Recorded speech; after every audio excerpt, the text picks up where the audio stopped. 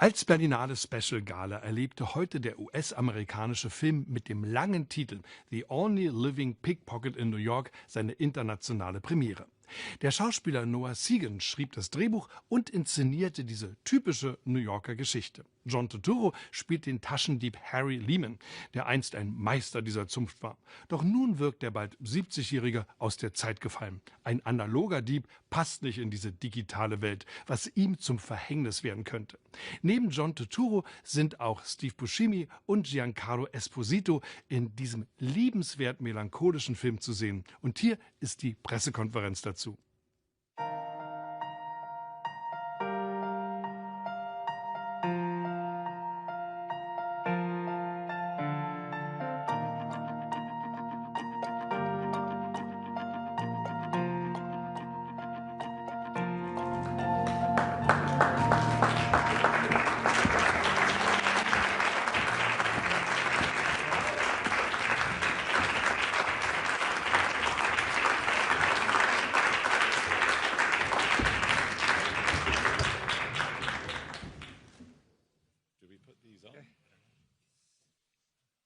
Good afternoon. Thank you for joining us for the press conference of the Only Living Pickpocket in New York. Thank you, photographers. We'd like to begin, please. Do we put them on? No, because we don't need it. No, we don't need these? Okay, fine. Cool. All right. These are open? You want me to open that for you? before we begin with questions, I'd like to present our lovely guests from your left. He's an acclaimed American cinematographer known for his collaboration with Noah Baumbach, including Frances Ha and While We Were Young. He has also shot Greta Gerwig's Lady Bird and Kelly Reichardt's Wendy and Lucy. Please welcome Sam Levi.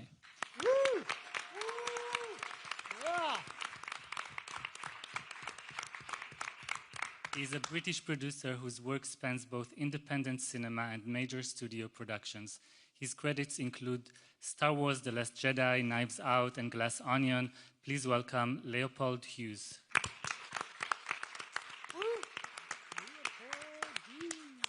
She's a producer whose work includes acclaimed features such as The Place Beyond the Pines, Mississippi Grind, and The Zookeeper's Wife.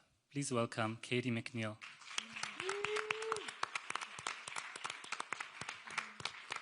He's an acclaimed actor, writer, and director whose remarkable career spans independent cinema, major studio productions, and the stage.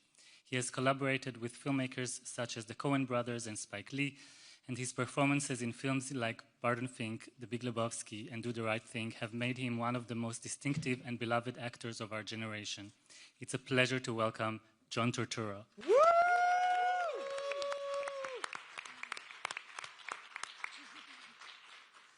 He began his career working as a camera assistant before moving in front of the lens, appearing in many television productions. His long-standing collaboration with filmmaker Rian Johnson began with Brick, and he has continued across all of Johnson's films since, including Looper and Knives Out. In 2022, he made his directorial debut with Blood Relatives, and we are delighted to present the international premiere of his second feature, The Only Living Pickpocket in New York. Please welcome Noah Segan.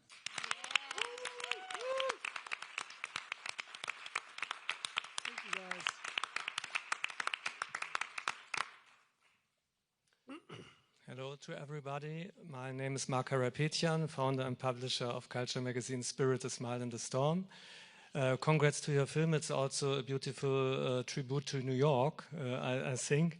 But my question is, the film shows that it's not easy to be a pickpocket thief in the modern world.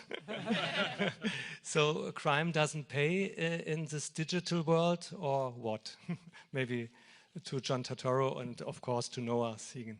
You can start, Noah. Well, yes, I think, people these days, they don't carry cash. They don't carry as many jewels and watches and things of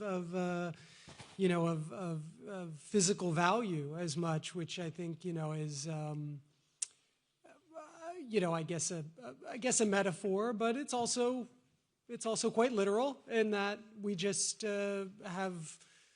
we've become a digital currency kind of culture. And I think if we sort of expand that a little bit, we can look at how that's affected so many other, maybe more legitimate jobs and ways of life. And I think that's part of what the film is talking about. Yeah, I think that's kind of what drew me to it. I'm not a, completely analog person, but I do, miss some of that, especially the interactions that happen among people when we're all not looking at our phones. So I think there's only one constant in life, and that's change, radical change, and you have to sort of adapt to that. And this is a story about a person who is struggling to adapt, to that, and at the same time has certain values that seem to be going away. So. Hello. Very pleasant. He was first. After. Yeah, no problem. Please. Me? Yeah. Oh, sorry. Questions here from Brazil. Rodrigo Fonseca, Correio da Manhã. 2 questions. Noah, to you. This mixture of after hours and uncut gems, although very particular, that you brought us, I think has a co-protagonist beyond Harry, that is New York City. How to shoot New York City in the indie style nowadays? Mr. Turturro, a quick question to you. It was impossible to me to watch the movie without remembering Fioravanti, your character in Fading Gigolo, that I think it was a romantic gigolo. Is there a connection between those two men in this romantic regard on life? Thank you very much. You first? Maybe Sam could talk about shooting in Sam, who is our rock for shooting in New York.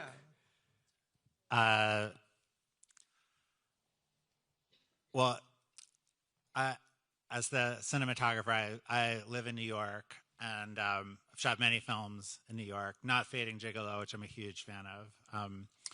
But it really kind of begins and ends with this beautiful script that Noah wrote, that's why we're all here. And really, this group is very special. And I think you have to not think about, well, where does this fit in the canon of all the great films that have been made in New York? I read the script. I met Noah right away. We clicked. We have a lot in common. We come from similar backgrounds, and he's really fun. And I knew John already before coming to the project, and was like, to get to do a movie with John in New York with Noah and with these wonderful producers who are very, very special and make, a great support. And everyone just wants the best quality on screen. And how do you shoot an independent film in New York nowadays? I think if you have to be lucky enough to find a great script and great collaborators and people who are supportive, especially great producers who just, I always trusted Katie and Leo to want to do what's best for the film and not overly worry about logistics and the budget and the schedule, which are very important facets of a film. But it was always, art first, and we all were on the same page there. And I think specifically, you talk about other New York films. I think what makes a great New York movie is that you are meeting New York at the story, right? It's like New York can be, what's the famous saying? There are 8 million stories in the naked city, right? And so New York is, people say, well, New York is a character. New York's the stage. New York is just every stage you could ever want, and so I think everything starts with the character, and the character, only exists when you have an actor playing the character, and then where are they? And you can say New York, but New York is like saying Berlin. It's like saying Sao Paulo. It's like saying, anyway, it's like these are big, big, big concepts, and we have to make them personal. And I think that's all that we tried to do, and we happen to have had the advantage of having people who knew New York, you know, John and Sam and so many of our crew, we could go deep, which is what I think a great New York movie does, is able to find those specific places. They're all different, you know, New Yorks. You know, we shot in all the 5 boroughs, and within the boroughs, there are complete other worlds. Yeah. And we were in a bunch of them. And I think that really sort of influenced, you know, the film. As far as other characters and this character, I guess I've done a couple of films that are about a class and people who work with their hands. I mean, my first movie I directed, Mac, was about carpenters. Fiorante was a florist and also did other things. But I think it's always interesting when you have characters who actually do things physically. And you don't see class in many films. And I think you do see it in this film. Mm-hmm. And it is something that's a big question in our society where we live. A lot of people, you know, are being pushed, you know, out of the city. So that's something that resonates with me, but it was a beautiful script, and we did a tremendous amount of prep, and I think, you know, we were all working together, and that's not so easy. It's not so easy, and it's not the given. It's more of the rarity. So. Hello, again. It's Giancarlo from Greece. Thanks for the film. I'd like to address a couple of questions to Mr. Turturro. In the Only Living Pickpocket, which reminds me, of course, if I'm listening to the word pickpocket, it reminds me of Robert Bresson very much, all the time. Mm-hmm. Never heard of it. Does your character somehow portrays a thief, or the last analog remnant of a city that has digitized itself and its own memory inside a spectacle of a big something? And also, might the pickpocket in this context be understood as an existential figure, stealing not just wallets or whatever, but fragments of presence in a metropolis that renders individuals aside? A beautiful question. Maybe Katie or Leo want to. It's a beautiful question. No, I think you guys have got that one. Wow. I don't think you can play. Though I like a lot of writers who are considered existential, you know, like Camus, one of my favorites. I don't think you can play that. I don't think Noah, you know, wrote that in, but I do think there is this thing that's going on in the world. It's happening, and you see it when you walk down the street. You can walk down the street and someone goes right into you. They're not taking you in as a person. Mm-hmm. And part of the beauty of life is listening to other people and responding and passing the ball back and forth, is the connection between people. And for me, that always makes me feel very much alive. And I thought that was sort of embedded in the script, almost underneath everything. But Noah really hit certain things, like, I don't know how to use a phone. You know, I don't know how to use a computer. I don't know. And even if you do, you didn't grow up with it. You learned it later in life. You know. Listen, I want to take full credit for everything you suggested. Yeah. You're Maybe right you should on. write the press book. Yeah. But in all seriousness, I think that when you, by nature, are doing something tactile in a tactile place, right? New York, any big city, any big metropolis, especially New York, you know, I feel Berlin as well. You know, I mean, these are places where you're touching people, you're rubbing up against people, you're on the train, you're on the street. It's like, it is a very physical, tactile experience. And of course, we have a very physical, tactile protagonist in the story. And I think that lends itself into this question of physical existence, of existentialism, so to speak. So I think even though it's a very heady concept, how do you talk about existentialism? It's like, well, This is existential, right here, touching. Yeah, yeah. So thank you. I appreciate that. Thank you very much. Hi, I'm Mariona Borull, Fotograma, Spain. First of all, congratulations for the movie. I was really moved by it. A question for Mr. Turturro. I love how you are establishing some kind of link between, theft and a connection in a way, this physical theft and getting to know your neighbors in some kind of way. But I was kind of right.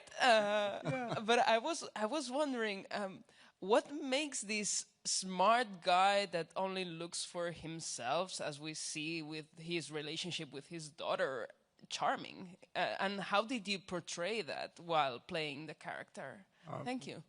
Well, that's a good question. I mean, I think what Noah wrote was that he was a person who's never really taken care of anyone.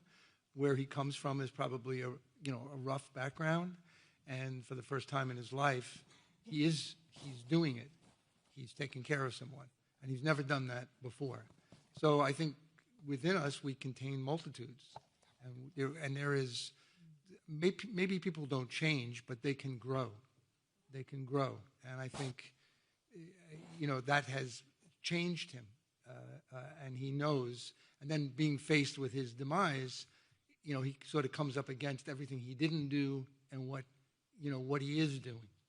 And so I think there was a beautiful love story in the film, and one that's being selfless, and that's something that attracts me, because I feel like almost any scene, any movie could really be a love story, and I had a great teacher once. He said, every scene is a love scene. And try it that way, explore it that way, and that's something that really does interest me, especially being surrounded by so much violence in the world. So I hope I answered your question. Hello, it's Natalia Żuk, Accent UK and Carta Berlin. Thank you so much for your film. It's really very tactile and atmospheric, and so has very specific feel for it. My question is first to John. Could you elaborate a little bit how you developed your character in terms of maybe you listened to some music or had some memorabilia that you took with you or went around New York exploring all these bureaus? Yeah, and a short question to the whole team, actually. If you had the choice, if you could choose to live in the digital era or in the analog era, which one would you prefer? Okay, so the first question? Well, I'll let John speak to some of the books and the music that he and Noah were sharing with each other during in preparation for the role, but he did let us know that he would like to work with some type of consultant, and he had identified someone named Apollo Robbins, who's pickpocket, a magician, and we tracked him down, got in touch with him, arranged for the two of them to spend some time over Zoom and then together in person. But that was very important in John's preparation for just the art of picking pockets, and also just understanding the nature that these people work in pairs, they work in teams, understanding some of the psychology behind that, and and then Apollo was with us on set for specific days, and that really helped kind of make everything in the film feel real. So, yeah. And Noah gave me a tremendous amount of material going in. I did some research, a little bit of research into pickpocketing and street crime and the history of it. And the history of it. The sort of main academic. There's really only one academic text that sort of exists on pickpocketing specifically, and it happens to have been written by this guy David Moyer, who wrote The Big Con, which is what The Sting was based on. So this guy has sort of cornered the market in the mid-century on sociologically and academically sort of examining a lot of this stuff. And from there, because it's an academic text, there were a lot of footnotes. I was able to dig deeper and sort of go back into, the 19th century, and then John and I had some music that we shared, and I got to sort of test things on him, what would make him feel like he was where he wanted to be musically, you know. We played some of that, you know, Yeah. music. I've learned to do that from Peter Weir and Francesco Rosi, to just when you're walking and doing things, maybe you can play a piece of music that the director is connected to, and it can then connect to you. And it's very, very helpful for an actor. So. Yeah, Lacerda, Cinematório Brazilian Media. 1977, the Chinese director made a film called Pickpocket, Giancarlo. This film has inspired so many directors worldwide, including a Brazilian one, who is Walter Salles. He got very much inspiration on that. Did it also inspire you to talk about this? And my second question is, you are wearing a wonderful shirt where it's written Paris, Texas. Mm-hmm. Is it your favorite film, or is it a sign of solidarity with your colleague that has been criticized a lot this week for not having to go on politics and separate film and politics? What is it exactly? Thank you. I have owned this sweatshirt for a few years, and it is one of my favorite films, and it should really be one of everyone's favorite films, I think.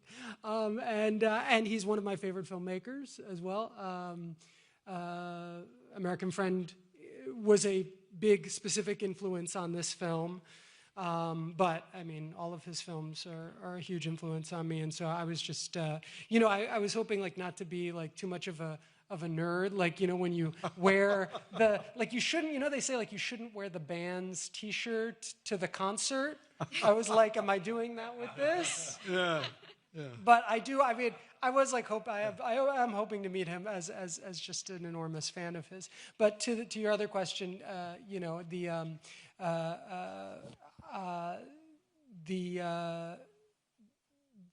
there were a lot of, it's interesting, a lot of the movies that inspired this are city movies, not necessarily New York City movies. Mikey and Nicky, Philadelphia, right? Or Friends of Eddie Coyle. Boston. As a New Yorker, it almost makes me feel anxious to say the word Boston. I mean, it's a little rivalry. But so there were a lot of influences that, were not necessarily just New York movies, but were, had our pieces that we could draw from. Yeah. Hello, my name is Swantje Stein, Reuters Television. I have a question to Mr. Turturro and also to the director. First of all, thank you, of course, again, for this beautiful movie. Mr. Turturro, as introductor just said, you have a decade-long career in independent film. How has it changed in this approach, making independent films? Is it more difficult nowadays? And to Mr. Segan, because you're just starting your career now in independent film, what are your hopes, or both of your hopes, for the future of independent film, especially in the US? Well, I think it's maybe harder now. The schedules are shorter. We shot this film in 26 days. It used to be like 30 days was the limit, 35 days was short. You could even make movies in the early 90s, 40 days, everyone getting scale. So that's a big challenge to meet the day. And you really need good producers and a great cinematographer, and Noah, who prepared all the time. We did tests with different lenses. And so it is harder to do it. But people are doing it. And, sometimes you have to go back to basics. And you have to go back to the beginning when you were not a professional.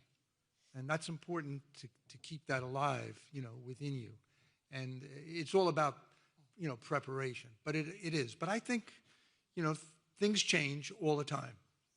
There were these independent films in the 60s, and very few people were doing it. John Cassavetes sort of led the charge with a few other people. And, those films were self-financed. And he distributed some of them, too. So there's always a way, and young people find a way. So I'm optimistic. We're out of time. Thank you so much for coming. Thank you. Thank you.